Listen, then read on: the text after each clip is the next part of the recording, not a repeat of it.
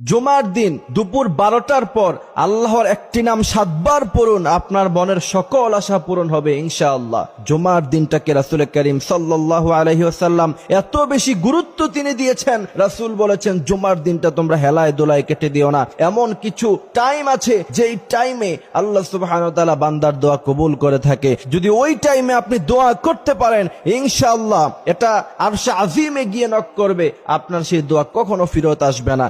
এই জন্য জুমার দিন হেলায় দোলায় না কাটিয়ে আজান হওয়ার সাথে সাথে মসজিদের মধ্যে চলে যাবেন এবং 12টার পরে আল্লাহর এই নামটি 7 বার পড়বেন এবং তার আগে ছোট্ট একটি দোয়া শিখিয়ে দিব, সেই দোয়াটা পড়বেন ইনশাআল্লাহ। 100% যদি আপনি মন থেকে দোয়া করেন, কথা দিচ্ছি আল্লাহ সুবহানাহু ওয়া তাআলা আপনার সেই দোয়া কবুল করবে। হযরত আনাস রাদিয়াল্লাহু তাআলা আনহু থেকে সম্ভবত হাদিসটা এসেছে যে তিনি বলছেন যে আমি একবার মসজিদের মধ্যে বসা ছিলাম, রাসূল করিম সাল্লাল্লাহু আলাইহি ওয়াসাল্লাম আমার পাশেই বসা ছিলেন, আরেক ব্যক্তি পাশে